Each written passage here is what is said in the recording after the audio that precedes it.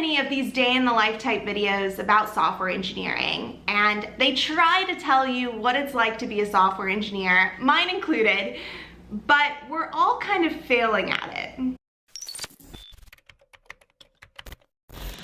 I wrote down everything I did as a software engineer for a month, and I broke it down into categories. We have coding, writing documentation, designing, meetings, networking, code reviews, career development, collaborating. And I also wrote down how much time I spent on each item. So the first one, I pushed up a PR for fixing some tests. So I put this in the coding category. This makes it sound like I broke the tests, but the tests were disabled and originally broken, and I was fixing them. I did not break them. But it did take me a while to figure out what they were and what they meant. So then I had to spend some time creating some diagrams to understand all the different things that were happening in these tests. And that took some time, 3 hours. And we put that in writing documentation because someone will look at these diagrams when they want to review some integration tests and they'll know exactly what they mean. And then sometimes you have meetings where you refine requirements or you refine the work that needs to be done. You consider, here's the list of tasks that we want to do. We'll walk through each task and it'll be the tasks for the week. And we'll walk through each task and say, is this worth doing? And then we'll also be like, is this worth doing right now? Maybe it is worth doing, but maybe later. We'll also make sure everyone understands the work that needs to be done and how you would implement it, how you would do it. So that's an hour meeting. And then sometimes you just have fun things like tea time where you network and they bring snacks and then you spend some time networking. So 30 minutes for that. Should probably we'll put hours so people know. And this really isn't in order. I sometimes forgot to add things, and so then I would just add it at the end. Stand up, we usually have that in the morning. That takes 30 minutes. Everyone walks around or talks about what they did. And then I reviewing other people's code. So that took about 30 minutes, and this was a PR or a pull request. So someone put up their code for review, they added a service call, so adding more data to our service to make it more sophisticated, more complex. I reviewed their code, probably approved it. A secondary index is something you would add on a database, and so some databases allow you to have them, some don't. There is a use case where we need to add something like that to one of our databases, and so I collaborated with another coworker. I put that in designing because we were trying to figure out how, if it wasn't available, how are we going to do that in order to access our data in a different way. Then you have the one-on-one with the manager. I put that in career development. That's a 30-minute meeting. And the career development is important, because I have these coding in the park, coding in the apartment. Imagine how many more clicks it would get if it was coding in the apartment as a senior engineer. More clicks, that would be great. As a software engineer, you will calculate results in some way. So I collaborated. I put this in collaborating versus designing, which was this other one. And this is because I was trying to understand how this part of the code base works. And so we had a meeting just to talk about it and kind of go through the code. Very useful. Highly recommend setting up meetings with your coworkers to go through things you don't understand. Sure, you could take a week and review the code and understand it, but it's just a lot faster if someone else understands it and they are nice and can explain it. And that also allows you to ask questions. I did review it a little bit before this meeting, but yeah, it's helpful to talk, to collaborate. Oh, then this is something that sounds very difficult, parallelizing pipelines. It's not, it was a keyword that I could use in parallel, and then I reformatted everything, and then bam, they were parallelized. So it took me 1 hour because you have to test it, you have to set the pipeline, and we put that in coding. Then I worked with a coworker on some testing. They had a couple weird scenarios they needed to test, and so collaborated with them on that. There was something very confusing about a set of requirements or this user story, so I reached out. And then I also reached out to product about these analytics. I wasn't sure if we were using them anymore, if people still needed them. We have a lot of data that we store, and I'm trying to figure out how we can store less of it if we're not using it. And then you have stand up. So this whole thing, this is 1 week. I'll take you through 1 week so you can see kind of, then it ends like down here. We'll go through maybe we'll go through 2 weeks. After designing things with the coworker, we pitched it to the tech lead of like, this is how we want to do this thing with the index. And then we also have some ideas on how to make data easier to read through diagrams. And so we went over that with the tech lead and kind of got the feedback on it so then we can pursue it, start writing the requirements for it, get the rest of the team involved. And then there's a lot of legacy code that I'm working with in this code base. And so I wrote some stories or some requirements, same kind of thing, tasks that then the team will review as a whole in a refinement meeting. So I wrote those, and then that took me 30 minutes. Front end wanted to test some things and they needed permissions, and so I researched how I could give them permissions to do a certain thing. And then I created more requirements, and then I created more documentation on this like secondary index thing, how we were gonna tackle this problem. So that way when I present this to the team, they will know what I'm talking about and they can like follow a visual. I updated more tests. Then I created some templates for generating and sending test notifications. Notifications are kind of difficult to test because they're generated by the backend and the front end doesn't really make a request to request the data. They're just notified and we tell them about, we notify them about something. So that took a while to figure out how to do and integrate.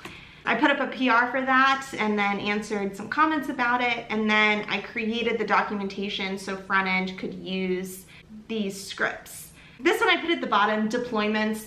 This is every week, typically a team does deployments where you deploy all the features or all the things you worked on to the main servers, the main system, so customers can access it. And that can take some time if it's not something, there's a term CI/CD that gets thrown around sometimes about how if you just add the code to your GitHub repo and then you push it up to this one place and then automatically it goes to customers. And there's no manual testing, it's all automated. You have a ton of tests to make sure you're not breaking anything. Some people do that, we are not there yet. And so we manually do our deployments. A lot of the pieces are automated, but it does take some time to manually test certain scenarios just because they're harder to create. So we put in 4 hours for that. Some teams don't deploy their own code, but now that a lot of hardware is becoming virtualized, meaning you as a software engineer can like go into a config file or go onto a website and like change what specs are being used for your servers and spin up your own servers and put your code on them without ever touching the hardware physical machine itself. It means software engineers are now having to do it versus some other team, mysterious team. So very important to learn about DevOps if you have not. Yeah, so that was 1 week. I did not document Monday, which is why the hours are a little low. But if we go to this next week, I think I worked more, closer to 40 hours. So that was good. And there's some things I missed in there. You're not gonna write every single thing you do during the day. Like I didn't put lunch in there. So looking at this next week, I'm only gonna go, this is a week I think I was on call. So that means I had more stuff relating to the on-call category, which is like the DevOps category. It's the category where we're deploying stuff to this cloud, to our servers, getting our changes out. And this a lot of times can also mean like if something goes wrong with the service, like something, alerts are going off, or all of a sudden the like button on Facebook isn't working, the people on call would be the ones to investigate that. And if it's a really bad problem, then everyone on the team would probably investigate it and stop what they're doing. But the idea of on-call is you have one person, in theory, on-call so that they can just deal with the issues. And if your team's big enough, you're not on call that often. And I really hate being on call. It's not my favorite. It seems unimportant, unnecessary. You're not developing anything new, which is why I don't like it. And a lot of times when people come into the support channel, they'll ask about something. They'll say, here's this bug, this thing isn't working. And I'll be like, we already know about that issue, and that is what it's like to be on call. A lot of it was like starting discussions, collaborating, reviewing PRs, reviewing other people's code, helping with deployment planning, updating documentation for an initiative. There's something weird that happened, and so looking into that, looking into more alerts, creating requirements, demoing stuff. Demoing stuff is actually it's something that's really important to do, because you could be writing all this code, developing all these features, and if no one knows about it, it's not useful. Setting a new TTL for records in our database. There was some transforming we want to do to a response, and so I had to write like JSON encoding, so you can encode characters or you can unencode those characters or unescape them. So wrote some code around that.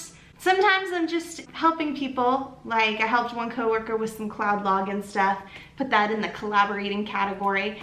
I did some networking. I went to a networking event for 2 hours. It wasn't really networking, it was more recruiting, but that's another category in here, networking. And then I wrote some integration tests, so more coding, more testing. Some of the stories I wrote about removing code, I implemented and then just removed the code. There was a question about an open 22 port on one of our servers. That's not good, and so made sure to fix that. Usually you might open that up for some testing, but you gotta remember to close the port. I guess I just kept writing tests, because this time I spent 2 hours writing more integration tests, but this time for the logic. And then I found a bug in one of these tests where I was using the wrong app test annotation, and it was giving me this really weird error, and so I shared this in the channel. And this was more interesting. I was writing all these tests, and I was trying to figure out a better way to write these tests. And I created this pattern for them that uses abstraction. So I would write some of the core functionality for the feature of how you would test it and how you would import mocks in one class, and then in the other classes it was more specific use cases of those data, and so then I extended that and that functionality and created this pattern to make sure everything was being tested correctly, so we would no longer have missing integration tests. And then this is kind of interesting. So we have this legacy system and we need to add a feature to it, but no one's touched this code in 6 months, and even then it was removing a very, very small thing. We haven't deployed this code in a long time, and so I'm working with product and with other people in order to figure out how we're going to add this one thing to the legacy system. It's a very small feature, but it kind of brings up the question of, should you rewrite the legacy system? Are you going to continue developing on it? Should you modernize it? Or will you take that tax every single time you work on it, and that it's just going to take a long time to develop stuff for it because it is a legacy system? Okay, this time I found there was a bug about data types, and so it's a serialization bug where basically we were getting data from this one service, and then when we import it into our microservice, we serialize the data, and we basically say for each piece of data it's going to be this data format. And one of those data formats worked in our code base, but for our clients where we just returned some of that data, they wanted it to be a different data type, and so that serialization was breaking some things. So we had to fix those things, but then for other clients, they didn't want that fixed, and so figuring out how to create this specific solution for one client. You could also just negotiate with that one client and be like, you can just accept this data, stop telling us it's wrong or it's not good. All the other clients like it, but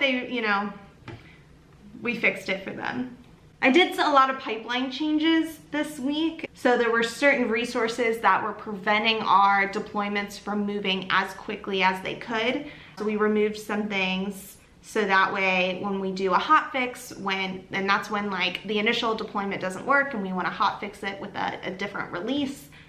Yeah, and that's pretty much it. So after writing all of these different things, I created this other sheet that essentially breaks down all the different things with the hours included of how much time was spent in each category. So here we had 27% So about a good portion was spent coding, was spent on the implementation, basically writing tests. So a lot of coding there. Writing documentation was also a really big percentage. 16%, I did spend a good amount designing things. And then the rest of it was kind of small, a little bit of career development, a little bit of networking, code reviews, some meetings, a little bit of collaborating, a good portion spent looking into alerts, being on call, doing the deployments, and then researching, writing requirements. This was week 1. And then if we look at week 2, it's pretty similar in the time spent coding. And so it's like 17%, oh, maybe not that similar, but still a good chunk of the pie is spent coding. A little bit less writing documentation, and it was just more time spent in meetings and more time spent in code reviews, more time networking, more time collaborating. And so by cutting down some of the coding, I did some extra stuff in the other categories. But it's pretty similar. And then this next week, the 3rd, a little bit more time spent on call. And you can do on-call activities without actually being the person on call. It's really good for visibility outside of your team because you're the point of contact when something goes wrong with the service or if people have information on how the service works. To be a person people know from your team that can help solve problems is good, even if you are not actively contributing to the code base, which you probably already are. As much as I don't like it, I know it's something I should be doing. And then coding, another big chunk of it. Usually it's about a 1/4 even if you look at week 4. It's usually about a 1/4, 25% of what you do. Writing documentation, a little bit more meetings, and so I think this is more like designing stuff or with the demos. Then, not a ton of code reviews in any of these weeks. Probably the most was 9% up here. And then you look at week 4, a lot of coding, not so much in the other categories, a lot less collaborating, some research, some meetings, some writing more documentation. This was a lot less on call, not really writing any requirements, but writing some documentation. But yeah, a lot of time was put into that blue category, coding, so less time was spent on everything else. And so if you look at the average, this is the average of what I did in a day as a software engineer. And so here we have about 30% of the time you're actually coding as a software engineer. And then you're spending 14% of your time on call, doing DevOps, doing deployments. And so it's really important to learn that stuff if your team does do deployments. So that's CI/CD, that's infrastructure as code, that's cloud, Google Cloud, AWS, all of that. That's Docker, that's containerization. And then it's also triaging and being able to look stuff up in your logs, understand your dashboards, and be able to report out on them if certain issues happen to your code base or to your service. And then knowing who to pull in from the other teams if you see this one alert go off, who do you talk to, who do you contact. About 12% in meetings, and so you're not in a ton of meetings as a software engineer. It says 20 because it's 20 hours. So 20 hours over the full 4 weeks that I documented this. But I did spend 12 hours collaborating with people. So I think that's pretty good. I think this data is really important. So people understand that software engineering is not just coding. It's a big portion of it, but you also have to write the requirements sometimes about the things you want to develop and kind of make them a little bit more specific so other engineers can easily pick it up and do it. It is a lot of writing documentation and explaining what you're doing to other coworkers, and so that's kind of the collaborating and the writing documentation. You're also just Googling, so the researching, making sure you're using the right tool to solve a given problem and you're using that tool in the appropriate way, in a way that's going to help your use case and be maintainable and easier to add on to or change in the future.